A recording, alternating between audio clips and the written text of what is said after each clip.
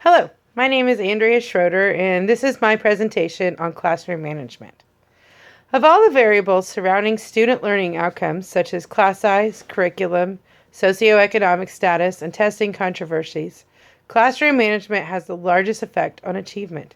This makes sense because students cannot learn in a chaotic, poorly managed classroom.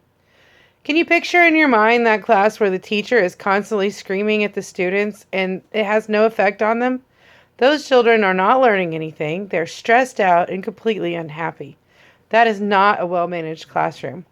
While it is very important that there is a balance between consequences and rewards, it is equally important that students know what is expected of them and they have a positive environment to learn in. Before I became a teacher, I always believed that classroom management only meant the way a teacher set up discipline for his or her students. I found that it is actually a way of maintaining appropriate behavior. It is, in a sense, managing the classroom in a way so that students are safe and able to learn. The most important things to remember when coming up with a classroom management plan are beginning the school year with a positive emphasis on management by making sure the students know what is expected of them, arranging the room in a way that is conducive to effective management, and identifying and implementing rules and operating procedures. The school year must start with the establishment of rewards and consequences.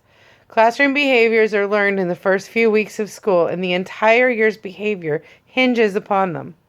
How will you handle disruptive behavior? I teach second grade and I use a clip chart in my room. If the child makes good choices, he or she will move up the chart. If a child makes poor choices, he or she will move down the chart. At the end of the day, the students at the top of the chart get a sticker, and the students at the bottom of the chart get a phone call home.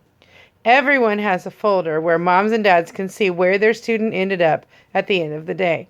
Students can always make better choices to move back up the chart. This model does not work in all rooms, but the point is that students need to know what will happen when they break a rule.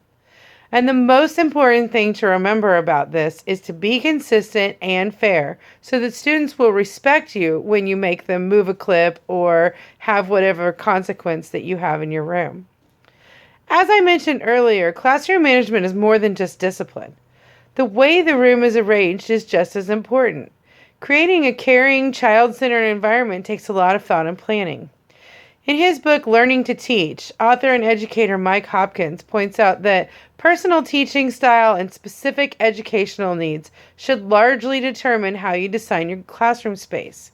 In many classrooms, the largest amount of space devoted to the achievement of individual learning is student desks. Teachers vary greatly on their preferred arrangements, but most agree that the days of 30 desks lined in neat rows and facing the teacher's desk up front are long gone. Some teachers like to arrange desks in cooperative groups, while others may prefer a U-shaped configuration. I personally have mine in pairs so that when we do partner work, they're already arranged in pairs. The room should be arranged so that the teacher can make eye contact with every student and reach each student with ease. The most important thing a teacher must remember is that no matter how the desks are arranged, they shouldn't be afraid to make changes. If it's not working, fix it. Once you have established how you will manage behavior and arrange the room the way you want it, you must decide what your rules will be. Appropriate behavior fosters a positive classroom environment. According to the article Establishing Classroom Rules by the National Education Association, engaging students on the first day of school in a set of rules and procedures helps ensure their investment. Rules establish general expectations or standards regarding student behavior. There is great importance in establishing rules and procedures for general classroom behavior, group work, seat work, transitions, interruptions, use of materials and equipment, and beginning and ending the period or the day. These rules and procedures must be planned, prepared for, and established before the first day of school. The first days of school should have some form of reinforcement and practice of the rules and procedures every day. Students must have a clear understanding of what is expected of them in every area of the classroom. Procedures describe those behaviors that will help students realize the rules. Teachers should minimize the number of rules and procedures to ensure student understanding, adherence, and compliance. Teachers should begin by establishing general classroom rules and then work toward procedures for more specific areas such as the beginning and end of school day or period, transitions, and the efficient use of materials and equipment. In my classroom, I have 5 general rules, such as follow directions quickly, that cover a wide range of behaviors. These rules are easy to remember and are not confusing to the students. Rules are established right away because they apply right away, but procedures are practiced as the activities warrant.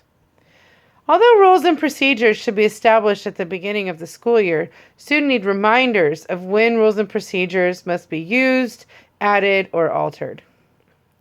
Remember that classroom management must be planned in advance. It's not just the rules, the set up the room, or the consequences and rewards. It is the balance of all 3 of these areas working together. Children need safety and structure in order to learn and thrive, and that can only come from a well-managed classroom. Thank you.